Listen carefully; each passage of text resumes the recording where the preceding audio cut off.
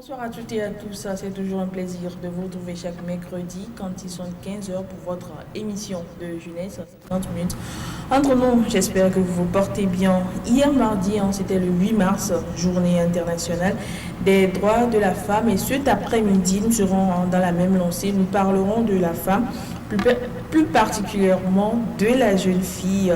C'est la jeune fille qui est appelée également à devenir femme. Quelles sont donc les actions que ces derniers doivent-elles mener pour faire valoir leurs droits de la jeune fille à la femme accomplie ou épanouie? On va intituler notre thème ainsi. Nous mettrons également l'accent sur les différentes violences auxquelles fait face la femme. Et justement, pour en parler, j'ai des amis sur ce plateau. Bonsoir et bienvenue. Bonsoir, Michel. Comment vous vous portez? Je porte très bien. Très bien. On va se présenter pour les téléspectateurs. Non, je commence par madame. Bien. Moi, je suis Elisabeth Kolani. C'est un plaisir de te retrouver. Merci beaucoup. Adolphe Chopin. Bon, je suis très heureux d'être là. C'est notre prime Joseph. Benjamin Renaud, c'est un plaisir de partager le plateau avec vous. Et on fait également un coucou à notre assistant du jour, monsieur Roger Le Trésor. Nous allons partir pour la transition et revenir pour le débat.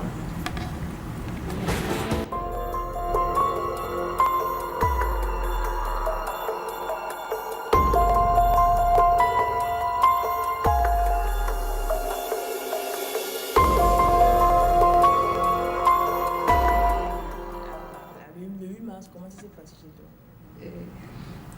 Merci. Pas tellement manifesté, mais tout au fond de moi, j'étais contente parce que moi, j'ai intitulé la journée d'hier comme journée de prise de conscience pour moi-même en tant que jeune fille, parce que je n'ai pas encore atteint le niveau de festoyer ou le niveau de... Je ne suis pas encore épanouie. Donc, c'était une journée de prise de conscience, une journée de voir mes dévancières et de trouver encore plus d'exemples à suivre, plus de jeunes femmes qui seront comme des motifs ou des appuis pour pouvoir arriver aussi à leur niveau et être comme elles aussi. Yeah. Joseph, c'est vrai, tu n'es pas une femme, mais néanmoins, c'est une femme qui t'a donné la vie. Comment ça s'est passé? Ouais, je pourrais dire que ça s'est bien passé. Moi, j'ai eu à discuter avec beaucoup de personnes et beaucoup de femmes, beaucoup de jeunes filles hier sur la prise de conscience, comme elle a dit. Ce n'était pas une journée seulement célébrée dans le vide. C'est une journée, moi j'ai pris personnellement mon temps de discuter avec certaines filles sur certains points essentiels qui pourront leur faire avancer. Quel point par exemple? Bon, par exemple, les valeurs de la femme. Ce qu'il faut faire dans la société, ce qu'il ne faut pas faire en tant qu'une jeune fille, ce qu'il faut faire, les choses qu'il ne faut pas faire. J'ai eu à toucher ces points avec elle. Ok, en fait, hier, j'ai jugé bon de ne discuter qu'avec ma maman et ma petite soeur qui sont à Accra. On a fait appel vidéo et tout ça. Et à ma maman, j'ai souhaité bonne fête et tout ce qui va avec. Et ma petite sœur, je l'ai exhortée, puisqu'elle est au collège de l'autre côté. Donc je l'ai exhortée à travailler pour se démarquer dans le lot, comme on le dit souvent. Parce que souvent elle me dit que bon, il y a un garçon là-bas qui essaie d'occuper toujours la première place et tout ça. Donc elle veut se battre pour le devancer et tout ça. Donc je l'ai encore exhorté et je lui dis toujours que le grand homme que je deviendrai, il faudrait qu'elle soit en quelque sorte cette grande femme, même si elle ne sera pas ma femme, cette grande femme qui va m'accompagner dans beaucoup de mes projets que j'aurai à implémenter et tout ça. Donc en quelque sorte, c'est ça. D'accord. Benjamin? Oui, je crois que les prédécesseurs, je suis un peu plus ou moins étonné par rapport à leur réaction parce que c'est la même chose que j'ai également fait hier. Sauf que par rapport à ce que Joseph aussi a fait, j'ai essayé aussi de discuter avec certaines amies. Ce sont pas d'inconnus hier, ce sont des gens que je côtoie habituellement. Mais j'ai beaucoup aimé la discussion autour de ce sujet du développement personnel de la sexualité aussi avec certaines de mes amies Et spécialement, la vie d'une personne m'a beaucoup intéressé en ce sens qu'elle a posté quelque chose sur son mur statut. Elle a demandé, suis-je une femme? Et elle voulait avoir la vie des uns et des autres. Et après discussion avec elle, elle et moi avions compris en fait qu'elle n'est pas encore femme, mais elle est née femme et qu'elle peut aussi devenir femme. Je crois là que cette discussion m'a beaucoup marqué, raison pour laquelle je suis en train de partager cela avec les téléspectateurs. Mais mis à part cela, j'ai été aussi un petit peu occupé par rapport aux réactions des uns des autres sur les pages Facebook, sur les pages Twitter ou sinon des comptes Twitter, et aussi spécialement les portraits que l'on a eu à véhiculer ou à publier hier de la femme. Pour moi, il y a eu quelques contrastes que je souhaiterais soulever ce soir.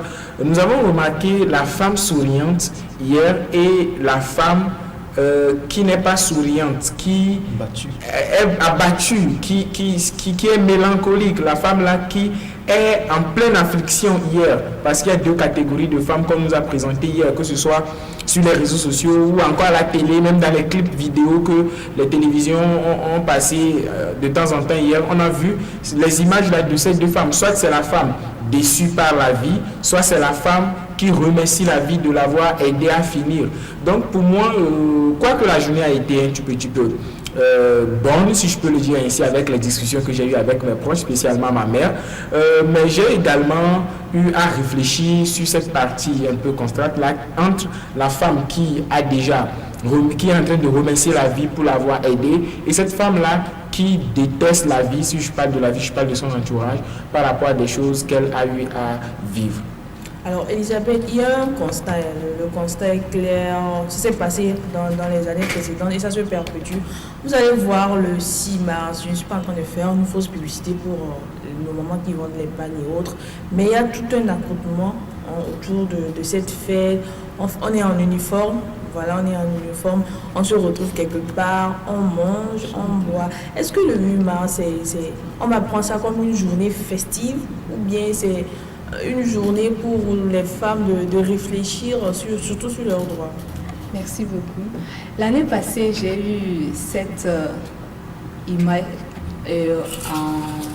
en cette journée du 8 mars de l'an dernier. J'étais avec, je dirais, la fiancée de mon petit papa et on réfléchissait, on était sortis à 3 et puis je demandais est-ce que cette journée doit normalement être une journée de fête? Parce que en ce jour, nous voyons, nous avons deux catégories de femmes, comme Benjamin le disait, parce que c'est ce que j'avais réfléchi. Moi, je pense que ce jour doit être, comme hier, moi je l'ai intitulé, une journée de prise de conscience pour nous les jeunes filles et pour ces femmes qui ont déjà atteint un niveau d'épanouissement ou de développement. Ce serait plutôt une journée de réflexion générale pour pouvoir aider ces autres femmes qui sont encore au bas de l'échelle ou bien qui sont encore à un niveau où elles n'ont pas encore l'idée de développement ou bien de sortir des trucs, que ces femmes-là aussi puissent atteindre leur niveau ou avoisiner juste. Parce que c'est une journée où, plus... L'année passée, ce que je n'ai pas aimé, c'est qu'on a eu des émissions entre des députés, des femmes ministres, des trucs comme ça. Et je me disais, non, normalement, ça devait être une journée où elles vont sortir pour aller dans des zones reculées, rencontrer d'autres femmes, leur parler de leur épanouissement. Ça serait un pas que de rester entre elles, femmes épanouies déjà. Donc moi, je ne trouve pas ça, le 8 mars, comme une journée de fête en général. C'est bien vrai, il faut faire honneur à cette journée qui nous donne droit à sortir du groupe ou bien de notre niveau qui était le foyer.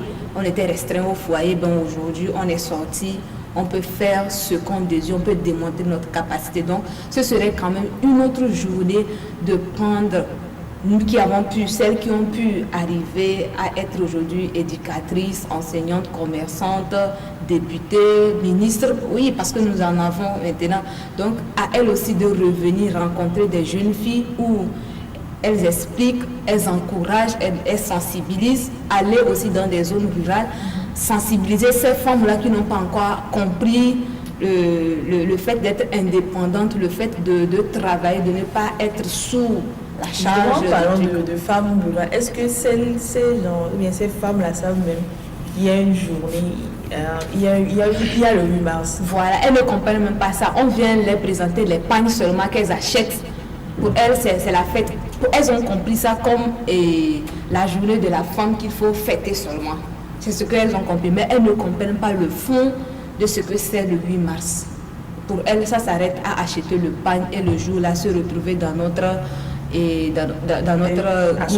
association où on a cotisé 5 000, on va en boire et même d'autres reviennent tardivement, se font battre encore à la maison. Oui, quand j'étais encore à Dapon, j'observais ça, elle arrive, elle sort puisque c'est le 8 mars, elle ne fait rien à la maison et elle revient à 21h. Voilà, le grand chef de la famille agit aussi comme il peut agir et le lendemain on se lève avec des hématomes.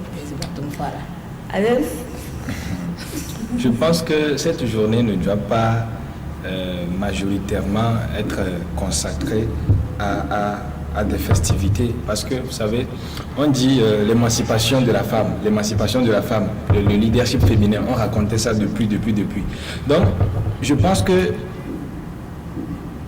hier, qui était la journée du 8 mars, les femmes ne devaient plus se regrouper quelque part pour bavarder un tout petit peu, pour prononcer des mots, pour dire que l'émancipation de la femme, leadership féminin, l'émancipation de la femme, leadership féminin. Et après, elle mange et elle se sépare.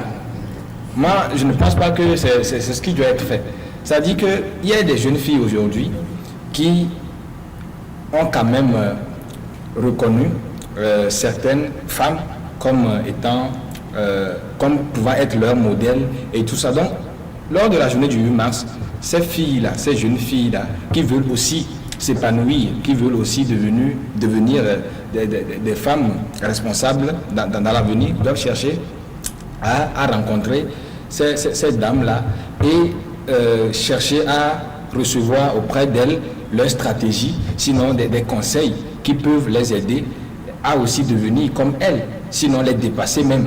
Et essayer en ce jour-là de leur présenter leurs problèmes qu'elles rencontrent au quotidien en tant que jeunes filles dans la société aujourd'hui, en tant que jeunes étudiantes, en tant que jeunes élèves et tout ça, et solliciter leurs devancières de les aider à résoudre ces problèmes-là.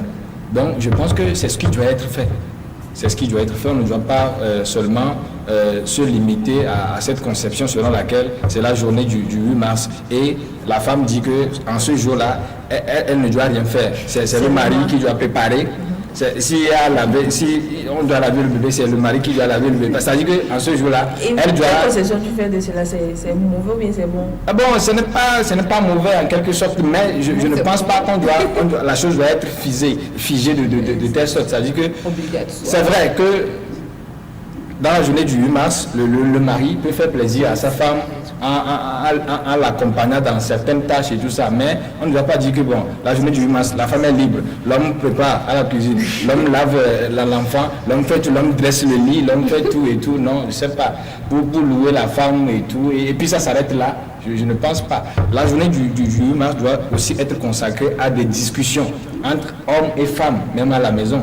C'est-à-dire que la femme, elle vit avec son homme à la maison, son mari à la maison, il y a des problèmes certainement.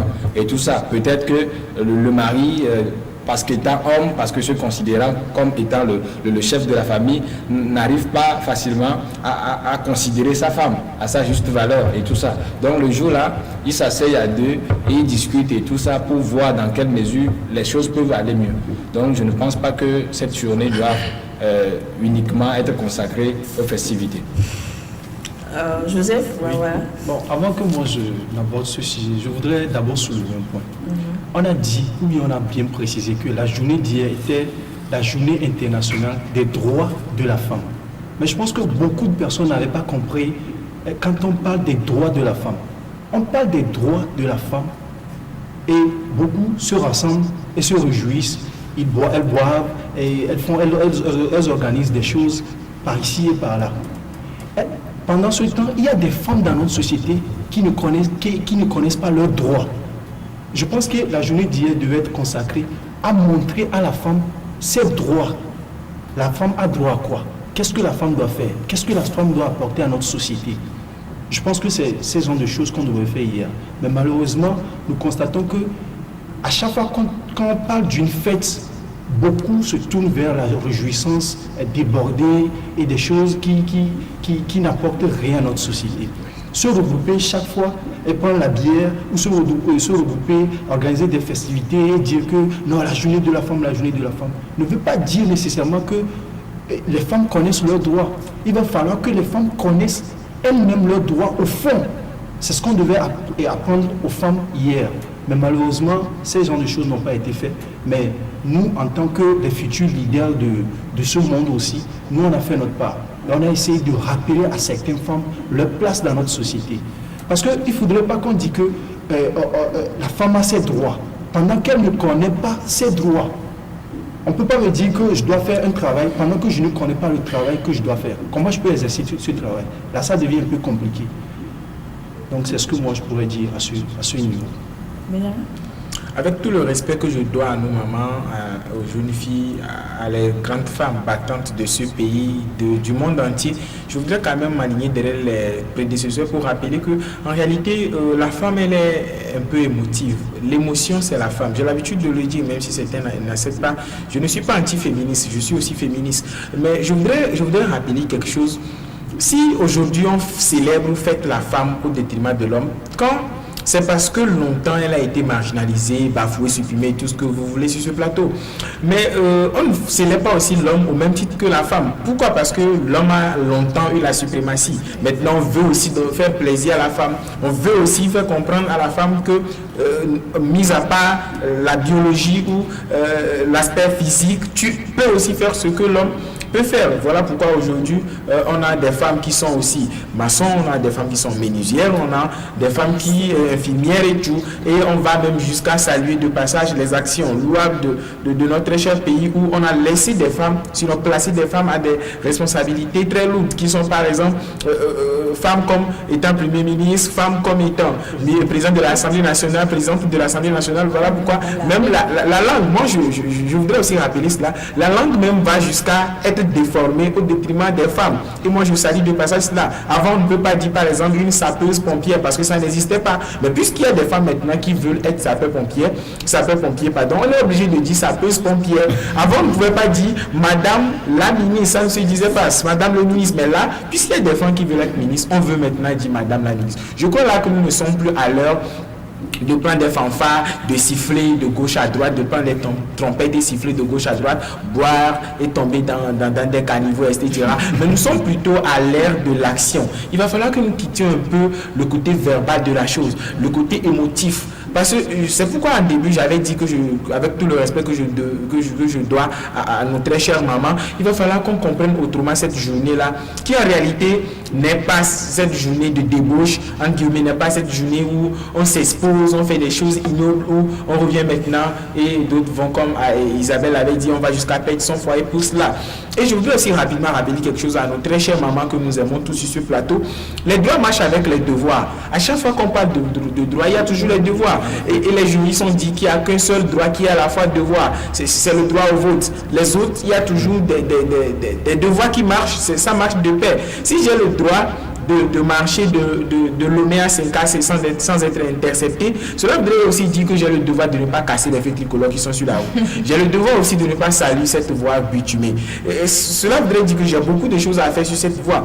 Mais si je pense seulement à mes droits, le droit de la femme, moi j'ai bien envie de rire quand je vois aussi certaines de nos mamans ou de jeunes filles aussi qui ne veulent pas tout de suite, excusez-moi, qui ne veulent pas aller à l'école, pas parce qu'elles n'ont pas les moyens, mais elles disent si tu me touches, il y a le droit de l'homme, je vais me défendre. Mais j'ai bien envie de dire que le droit de la femme, ce n'est pas quand même instauré ou institué pour défendre des atrocités ou des futilités. C'est pour donner l'opportunité à des gens qui ont été marginalisés de promouvoir maintenant leur force. Et à ces jeunes filles-là, quel est donc le prototype qu'elles espèrent de devenir? Je crois là que la journée d'hier, comme nous l'avons déjà dit sur ce plateau, devait être une journée de réflexion, devait être une journée de présentation du prototype. Parce que pour moi, je ne suis pas d'accord avec la manière dont nous festoyons, si nous fêtons, célébrons, nous commémorons cette journée d'hier. Cette manière ressemble Pour moi, ça ressemble à la manière occidentale de célébrer cette journée ou de commémorer cette journée. Il est vrai que la femme africaine, c'est le pagne. Quand nous prenons le pagne, c'est la métonymie de la femme africaine. Quand on parle aujourd'hui de pagne, on sait que c'est la femme africaine. Mais chosifier la femme comme étant se résumant au pagne, je ne suis pas d'accord. Il faut aller plus loin. Pourquoi ne pas porter ces pagnes et se regrouper et discuter? Pourquoi ne pas porter ces pagnes, se retrouver et parler de ce pays, parler de ce monde? La plupart des milliardaires sont des hommes. La plupart des millionnaires sont des hommes. Pourquoi ne pas réfléchir, détrôner les hommes? Pourquoi ne pas réfléchir et venir vers les hommes? Prendre des initiatives. Je vais peut-être léser les téléspectatrices. Pourquoi? Parce que vous allez voir que toutes les initiatives en faveur des femmes ont été prises par des hommes. C'est ça. Ce n'est pas bien. Il va falloir que la femme aussi commence par innover quelque chose. Il faut que la femme commence. Je ne vais pas faire de la publicité, mais je suis tenté de le faire pour ce magazine-là qui célèbre la femme d'Agan. De passage, je voudrais, moi, j'ai toujours pensé que pourquoi la femme ne va pas majoritairement s'intéresser à cela? Pourquoi les femmes ne vont pas vulgariser cela? Combien de jeunes filles aujourd'hui s'intéressent à des femmes qui ont déjà guillemets réussi? Quand nous parlons de réussite, nous ne parlons pas de ces dames-là qui sont forcément ministres, mais nous parlons aussi de ces dames-là qui sont capables de transporter les fécules de manioc, de Djalpanga pour aller encore à 20 km et venir encore préparer la pâte le soir. Ces dames-là qui sont dans les coins reculés 200 km de la capitale, mais qui sont très infatigables, que nous saluons de passage. Nous parlons de ces dames-là qui n'ont pas l'opportunité peut-être de nous suivre actuellement par manque de moyens de télévision ou par manque de moyens pour se procurer ne serait-ce qu'un téléphone pour nous suivre en ligne.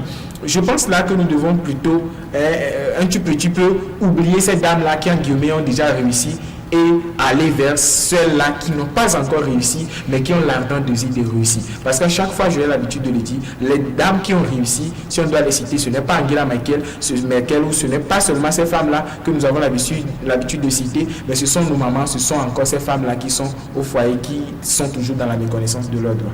Je voudrais tout d'abord remercier Benjamin. Je voudrais mettre l'accent sur quelque chose. Aujourd'hui, quand on célèbre la femme, on a l'impression de célébrer un groupe de femmes. On catégorise un groupe de femmes, les ministres, les commerçantes et nos mamans. Instruites. Oui, les femmes instruites et nos mamans. Et celles qui éduquent ce monde. Et celles qui apportent quelque chose à ce monde. Celles qui apportent quelque chose de précieux à ce monde. Comment on les traite en retour? On pense qu'elles n'ont rien apporté de concret alors qu'elles ont apporté beaucoup de choses dans l'ombre. Donc il va falloir que il ne faudrait pas que nous nous focalisons sur ces femmes que nous voyons tout le temps à la télé ou dans les grandes institutions pour dire qu'elles ont réussi.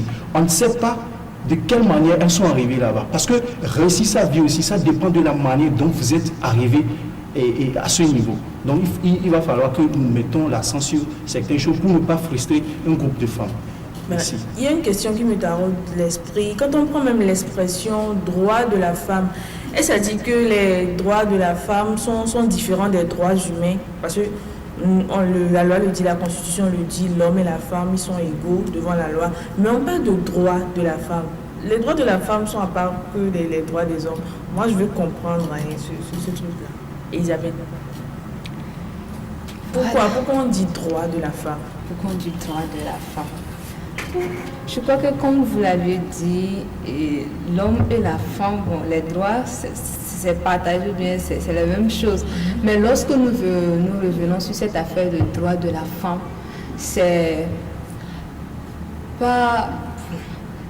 plutôt des chances. Ce sont des chances qu'on donne aux femmes et de sortir à un certain niveau, c'est-à-dire d'une certaine mentalité qu'on avait entre-temps. Donc on donne droit à la femme à partir d'aujourd'hui. La femme était encore, comment on appelle, elle ne travaillait pas comme l'homme. Donc aujourd'hui, la femme a le droit aussi d'aller à l'école, de ne pas rester à la maison, de ne pas être une femme restreinte au foyer seulement, mais de sortir, d'aller à l'école. Bon, pas seulement d'aller à l'école, mais si elle décide d'être mécanicienne, elle est aussi en mesure de l'exercer. Parce que on se disait que même quand on a permis aux femmes d'aller à l'école, mais il y avait des activités que la femme était encore restreinte à faire. Elle est allée à l'école, elle va se retrouver seulement qu'avec le bureau ou avec tout ce qui n'est pas trop fort, qui ne va pas avec cette affaire de la force physique ou bien musculaires, des trucs comme ça. Mais quand on a donné le droit, on a ouvert encore plus la porte, on a élargi cette affaire de termes de droit. Aujourd'hui, nous avons des femmes qui sont dans l'armée. D'autant plus, on a une parachutiste qui est descendue l'autre fois. Oui, c'est ça. Voilà, c'est une dame. Et il y a des femmes qui sont dans des catapulats, des grands là, qui conduisent pour pouvoir labourer les champs. Dans l'agriculture, on les voit là-bas. Donc, c'est aussi permis d'arriver à ce niveau. C'est toujours un droit. Elles sont sorties elles ont acquis une éducation donnée et elles ont matérialisé cela en tenant des tracteurs et elles sont là-bas. Il y a d'autres qui sont sous les grands, comment on appelle, ces grands véhicules-là en tant que grand mécanicienne et elle sort avec son gros, comment on appelle, tenue, blouse, sa blouse sale comme ça et puis elle est contente d'être là-bas. Donc c'est là le droit de la femme, particulièrement sortir du cadre de la foyer, femme, oui, de ménagère, oui, ou de jeune fille restreinte à laver les assiettes ou à accompagner maman à la cuisine ou aller à l'école. De l'école, exercer tout ce qui lui plaît. Et que ce soit en mettant de la force physique et en mêlant l'intellect avec tout, en allant dans le commerce, tout. Donc, il reste à voir des femmes qui vont piloter les avions, c'est ce que nous on attend maintenant. Il y a des femmes pilotes. Voilà. L'Afrique de l'Ouest avait enregistré la deuxième femme, la dernière fois ou bien la première, je pense. Je crois qu'elle est de nationalité nigériane, Ouais. quelque chose comme ça. Joseph, tu réagis sur ce point? Oui, je voulais exactement revenir sur ce point. Nous parlons bien sûr du droit ou des droits de la femme. Et Journée internationale des droits de la femme, c'est bien. Mais il va falloir que nous mettons l'accent sur quelque chose. Les droits de la femme selon chaque culture. Je pense que nous devons revoir aussi ce côté.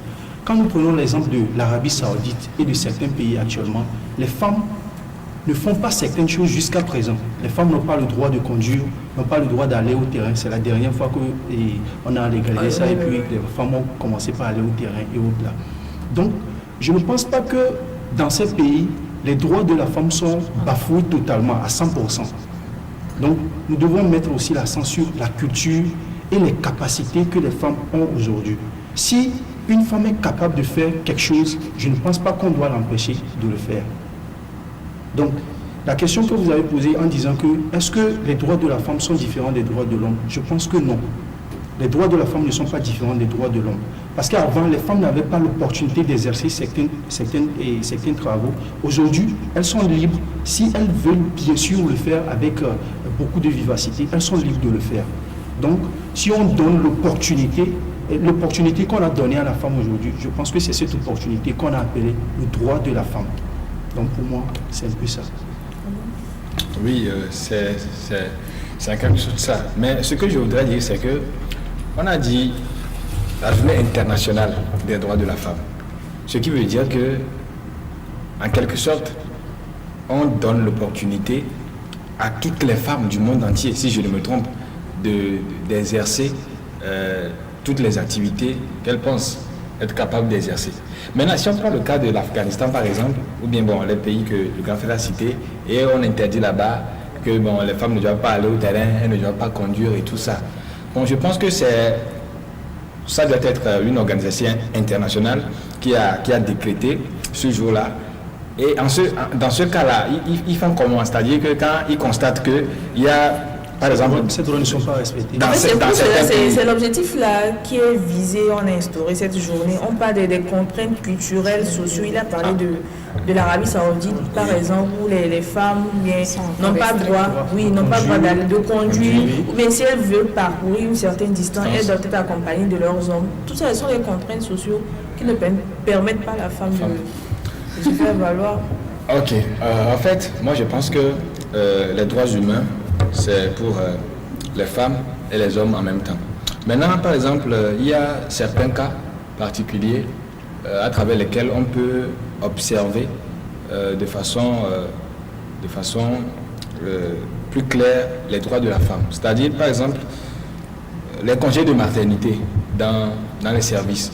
C'est-à-dire que quand la femme elle est enceinte, vous savez ce qui se passe et tout ça, la consultation prénatale, on lui donne l'opportunité d'aller après congé de maternité et tout ça. C'est-à-dire que l'homme aussi, s'il est malade... Qu'est-ce que tu m'as envie de Oui. Attends, ce que je veux dire, on embauche un homme dans un service, il travaille, non? Ok, s'il est malade, peut-être on peut dire qu'il est malade. Donc on lui donne quelques jours d'aller se faire soigner et il revient. Peut-être que c'est un poste. On dit, si l'homme travaille là-bas, on lui paie par exemple 100 000. Si la femme aussi travaille, on lui paie 100 000. Maintenant, la femme, elle tombe enceinte et on lui donne par exemple congé de maternité 2 mois. Elle va rester à la maison. Elle ne travaille pas, hein, mais elle reçoit son salaire à la fin du mois. C'est-à-dire que, en ce sens-là, on peut dire que parce que la femme, elle est femme, elle doit donner naissance, on l'a favorisée en quelque sorte. On lui a donné. Moi, je ne pense pas qu'on l'a favorisée. Parce que c'est nécessaire. Arrivé à un moment de la grossesse, il va falloir que la femme n'exerce pas un certain nombre de choses. Donc, elle doit se reposer suffisamment et faire des choses, ne pas mener des activités brutales. Vous voyez? Donc, c'est un peu ça. Je pense en réalité que Adolphe, il va falloir que tu aies recours à l'histoire. Parce qu'il suffit juste de lire quelques œuvres là de la littérature africaine, par exemple, pour voir comment est-ce que la femme était présentée. Quand nous prenons par exemple l'oracle de Guy Menga, où l'auteur ose dire que c'est cela une femme, une machine à préparer, à moudre du plaisir et à faire des enfants. Et on sent là une chosification de la femme. Plus loin, l'auteur dit par exemple que la femme est faite pour le foyer.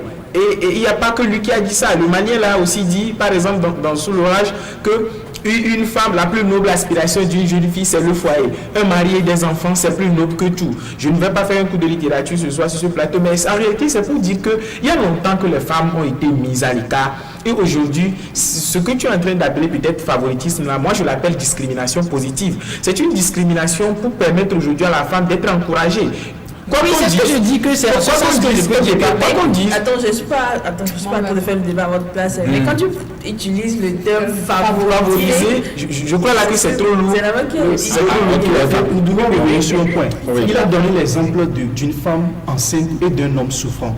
Quand nous prenons l'exemple d'un homme souffrant, quelqu'un qui souffre d'une maladie légère, on ne peut pas lui accorder 3 mois de repos. 1 semaine c'est déjà bon, ou 3 jours c'est déjà bon. Mais quelqu'un qui souffre par exemple d'une maladie grave, là on est obligé de prendre des informations d'abord chez son docteur pour pouvoir lui donner un congé. Et on lui dit, là tu as 3 mois pour te soigner, tu as 2 mois pour te soigner. Et c'est quand ça ne va pas que les dispositions seront prises. Donc moi je pense que c'est ça. Si l'homme aussi, c'est-à-dire que l'homme aussi donnait vie, tu auras aussi les mêmes chances que la femme de rester à la maison. Oui, parce qu'il suffit juste d'analyser la situation sous cet angle-là où, quand nous perdons, je ne suis pas en train de dire que quand un homme meurt, c'est bien, mais si nous perdons par exemple cet employé, c'est un homme qui meurt, c'est une seule personne qui meurt, mais quand nous perdons cette dame-là qui est en train d'accoucher, c'est peut-être 3 personnes, la dame-là veut nous donner des doublés ou des triplés, pourquoi pas? Donc c'est plus de 2 personnes qui sont en train de mourir. Pour revenir maintenant peut-être à la question que vous avez posée en temps, pour voir pourquoi est-ce qu'on parle spécialement de droit de la femme, c'est tout comme on parle de droit de l'enfant. En réalité, nous tous qui naissons, la Constitution, comme vous l'avez dit, nous donne l'opportunité de faire certaines choses. Et nous sommes tous égaux devant la loi. Sauf qu'on a remarqué, comme je venais de le dire, qu'il y a longtemps que certains ont été marginalisés, certains ont été un peu plus les droits de certains ont été bafoués, délaissés. Il va falloir maintenant qu'on rappelle certaines personnes à l'ordre. Quand nous prenons tous les interdits de notre société, on dit par exemple de ne pas balayer la nuit. J'ai cherché à comprendre pourquoi. Une personne âgée m'a dit, parce qu'avant, il y avait de ces petits objets-là que l'on laissait dans la chambre qui pouvaient tomber. Si vous balayez la nuit, vous risquez de perdre ces petits objets. Quelqu'un, et vous allez jeter ça sur le dépotoir. Quelqu'un va aller prendre et vous allez par après dire qu'il vous a volé. Or, il n'a pas volé, c'est parce que vous avez balayé la nuit. Donc, quand nous prenons tout de suite cette loi-là qui est devenue interdite, qui est devenue plus tard chose sacrée, il y a eu une explication au départ. Je crois là que c'est la même chose qui se passe dans le domaine juridique. Si aujourd'hui on est en train de promouvoir la femme, c'est parce qu'elle a été longtemps sous le joug de la domination, et aujourd'hui on veut dire que arrêtez, parce qu'il faut que les gens qui sont en train de poser des actes contre la gente féminine se retrouvent devant une loi, parce que s'il n'y a pas des tests bien établis qui disent que il ne faut pas taper madame, il ne faut pas faire tel, quand le monsieur va taper sa femme devant le monsieur le juge, on n'aura rien à lui reprocher, parce qu'il n'y a pas de test qui prévoit des sanctions pour cet acte. Mais quand il y a des droits, des lois bien promulguées, on va dire, monsieur, à la page telle, les juristes savent mieux le faire, à la page telle, l'article tel, alinéa 2, a dit dans le code civil des droits de la femme, etc., que vous avez porté la main sur votre femme, donc vous avez telle amende, etc. Et moi, je voudrais aussi rappeler que pour ces genres d'amende, même qu'on donne aux femmes de pays, par exemple, cela n'est possible qu'en Occident. Pourquoi je dis cela? Avec les réalités africaines, si tu renvoies ou tu amènes ton homme devant monsieur le juge, je suis sûr que tu as mal vu et de retour tu vas perdre ton foyer, parce qu'on va dire non, l'autre femme m'avait envoyé au tribunal. Je ne peux pas vivre. Elle a qu'à se marier au juge. Je ne peux pas vivre avec une telle femme. Nous hommes aussi, nous devons un petit peu éviter ces manières-là, et plutôt jusqu'à arriver à ce niveau. Nous devons plutôt encourager le train de l'émergence féminine aujourd'hui, et nous devons aussi penser que aujourd'hui, si les femmes sont promues, pourquoi? Moi, je souhaiterais même que cela arrive, s'il y a lieu, qu'on fasse la promotion de la femme jusqu'à ce que nous hommes aussi, nous sentons lésés pour réclamer aussi nos droits. Je voudrais bien que ça arrive, parce que il y a longtemps, l'histoire nous fait avoir une pensée pieuse pour ces femmes-là qui se sont battues à l'ombre, mais qui n'ont rien eu en retour. Et aujourd'hui, si on veut encourager leur promotion, si on veut faire leur promotion, je crois que nous tous sommes invités à mettre la main à la pâte. Alors, quand on parle du droit de la femme, il y a toujours des thèmes qui reviennent, et on parle d'équité, d'égalité, de genre, leadership féminin, tout ce que vous voulez. Alors, Adolphe, moi je me tourne vers toi. C'est toi qui as fait ce truc. Est-ce que l'homme, la femme peut être égale à l'homme? Quand on peut égalité là, est-ce que ça peut se passer? L'homme peut être égal? Pour être franc, je ne pense pas.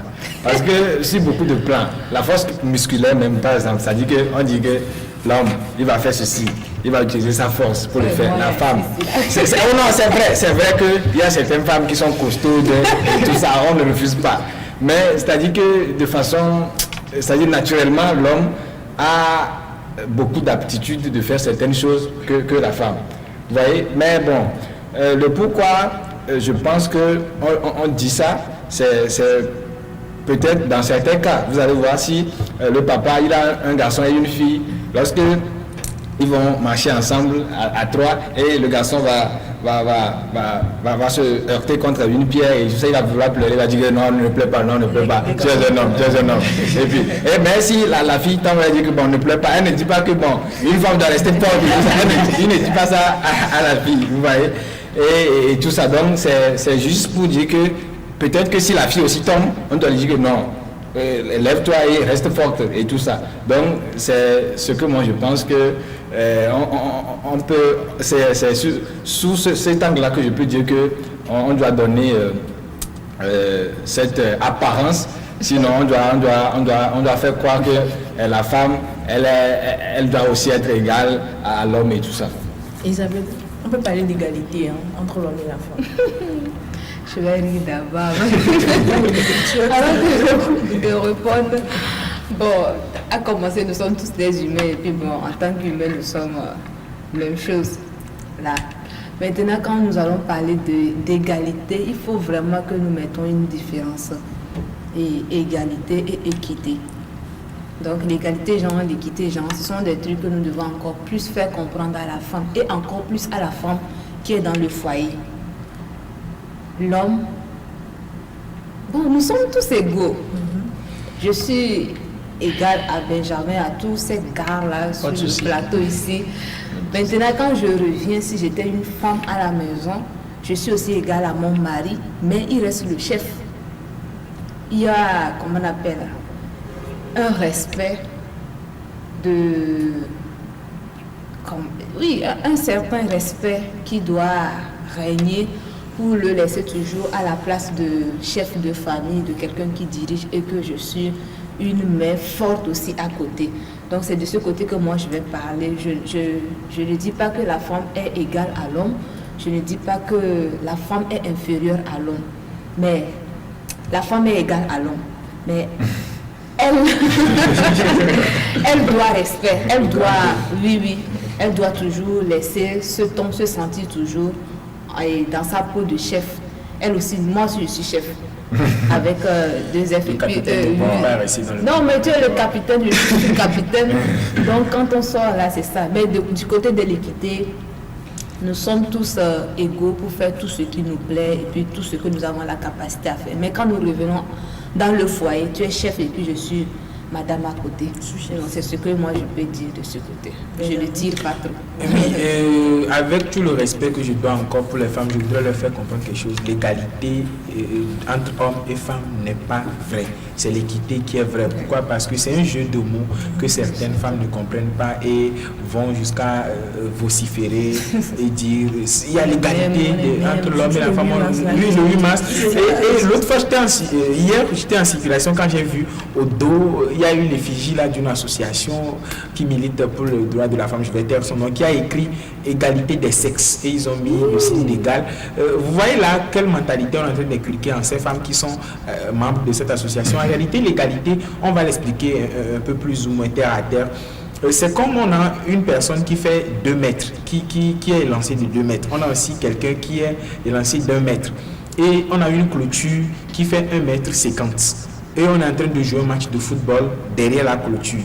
Vous convenez avec moi que celui qui est 1 mètre ne peut pas voir le match de football. Et celui qui est à 1,50 m peut voir le match de football, 2 mètres peut voir le match de football de l'autre côté. Donc on complète tranquillement les 1 mètre qui restent à celui-là pour qu'il puisse aussi voir. En réalité, c'est un peu ça l'égalité. C'est-à-dire c'est ça l'équité, pardon. C'est-à-dire on va compléter celui-là pour qu'il puisse arriver au niveau de l'autre. Maintenant, l'égalité, on va donner 10 cm à celui-là qui a 2 mètres et 10 cm à celui-là qui a aussi 1 mètre. Et vous convenez avec moi que celui qui a 1 mètre ne peut pas voir. Mais les femmes, il y aura toujours cette différence. Il faut que les femmes comprennent que l'égalité ne les avantage pas et elles ne doivent pas prôner l'égalité, mais c'est plutôt l'équité. L'équité, c'est favoriser, c'est compléter. Entre-temps, Isabelle avait proposé que les droits de la femme, c'est peut-être l'opportunité qu'on donne à la femme. Je suis d'accord. C'est cette chance, elle avait parlé du chance. Je suis aussi d'accord. Ce sont des occasions qu'on donne à la femme de compléter. Par exemple, quand nous prenons les activités sportives, on demande aux jeunes garçons de faire 2 tours et on demande à la jeune fille de faire 1 tour. Histoire de permettre à la jeune fille aussi de savoir en réalité que tu peux le faire. Il arrivera un moment où la jeune fille va faire aussi 2 tours. Je crois là qu'on va arriver à ce moment. Mais à l'étape où nous sommes, la jeune fille ne se sent pas encore capable de faire 2 tours. Donc il faut les encourager, il faut les amener à le faire.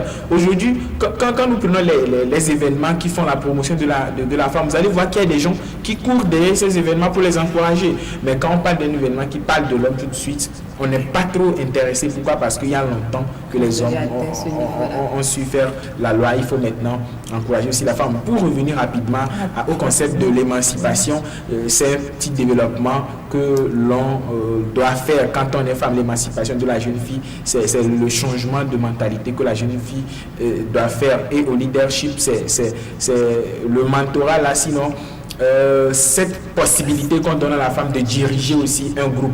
Je crois là que si entre-temps on n'avait pas le mot chef, CHE2FE en français, et qu'on a créé cela, c'est pour donner aussi l'opportunité à la femme de diriger un groupe. Alors, on me fait signe qu'on n'a plus assez de temps. Je reste avec toi, ton mot de la fin. Je voudrais donner cette citation pour finir de Simone de Beauvoir. On n'est pas femme, mais on la devient. Je crois là que toutes les femmes qui sont en métamorphose pour devenir femmes, les jeunes filles pardon, qui sont en métamorphose pour devenir femmes un jour, vont tout faire et devenir des femmes accomplies au sens du mot. Je voudrais également faire un coucou spécial à ces dames-là qui nous suivent actuellement dans des coins reculés. Joseph? Oui, merci à tout le monde. Un petit coucou à toutes ces femmes qui luttent légalement pour atteindre le sommet. Merci. Bonsoir aux téléspectateurs. Je voudrais encourager toutes ces filles, toutes ces jeunes filles, toutes ces jeunes femmes qui essaient de tout faire pour se démarquer et aussi devenir des modèles. Pourquoi pas pour les hommes, c'est-à-dire qui aussi veulent faire des choses de façon à ce que les hommes s'inspirent d'elles-mêmes. Chose extraordinaire. Oui. Bonsoir. Elisabeth? Merci et comme moi, je l'ai intitulé hier, journée de prise de conscience, et j'espère que les jeunes filles ont tellement pris, elles ont noté beaucoup de choses, elles ont écrit beaucoup de choses comme moi, qu'il faut poursuivre et atteindre. Donc j'encourage ces jeunes filles-là à aller. Et celles qui n'ont pas encore pensé à devenir ou à faire quelque chose, c'est encore le moment de voir et d'arrêter d'acheter des pagnes. D'arrêter d'acheter les pagnes, surtout moi. Moi, j'ai voulu acheter le pagne, ma maman m'a dit ici que c'est pas votre journée, c'est pour nous les femmes mariées. Donc là, je suis restée dans ma peau. Donc, et il faut dire on confond journée de la femme, journée des mères, tout est mélangé. Merci d'avoir été avec nous pour le débat. Nous allons partir pour la dernière rubrique, Top secret de la langue de Molière.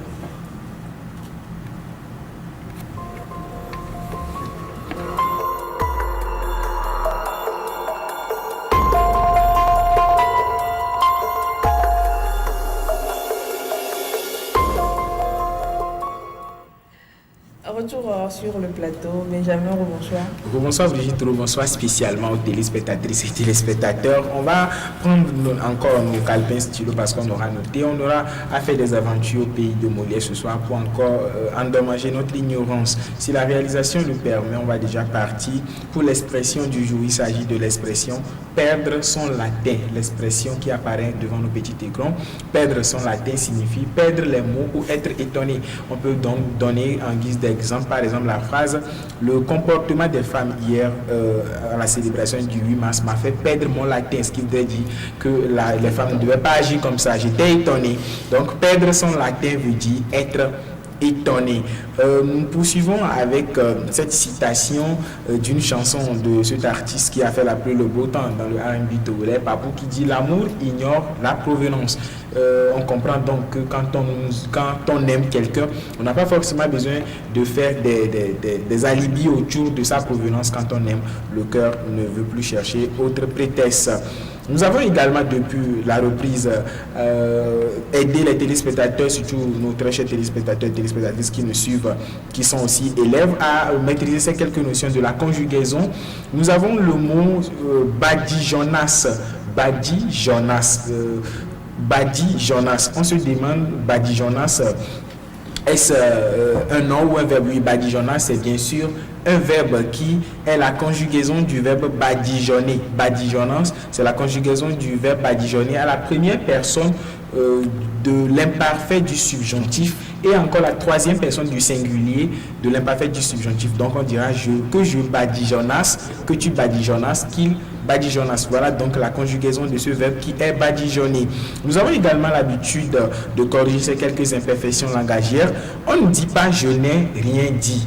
On dit plutôt j'ai rien dit, parce que je n'ai et rien fait deux formes de négation et la double négation devient une affirmation. On dit plutôt j'ai rien dit au lieu de dire je n'ai rien dit. Disons plutôt dans nos discussions et conversations j'ai rien dit. Pour finir, nous avons une phobie. L'autre fois on avait parlé de la phobie du chien. Aujourd'hui on va parler de la peur de ne pas la peur d'aimer quelqu'un. Adolphe a une idée de comment est-ce qu'on appelle cette phobie-là. Quand on a peur d'aimer quelqu'un, il y a des gens qui ont subi des déceptions amoureuses et ils ne sont plus à mesure d'aimer. On l'appelle la philophobie. La philophobie, la peur d'aimer. Quand on a subi des chagrins d'amour pas possible, on souffre de la philophobie, qui est aussi une catégorie de phobie qui nous empêche d'aimer. Voilà donc qui m'a fait un top secret de la langue de Molière. Merci à nos très chers téléspectateurs de nous avoir suivis. Merci également à toi, Benjamin. Il faut dire que la première fois que j'ai vu ce mot, philophobie, je pensais que c'est la peur d'aimer la philo. La philosophie. Vous avez tout de suite raison, sauf que philo veut dire amour et phobie veut dire peur. Donc c'est la peur d'aimer. Voilà, du grec philo qui veut dire amour. Voilà. Merci à vous, très chers téléspectateurs, de nous avoir suivis. On dit également merci à toute l'équipe technique qui nous a aidé à réaliser ce numéro. Merci également à Roger Le Trésor Kabako. On va se dire au revoir et à mercredi prochain.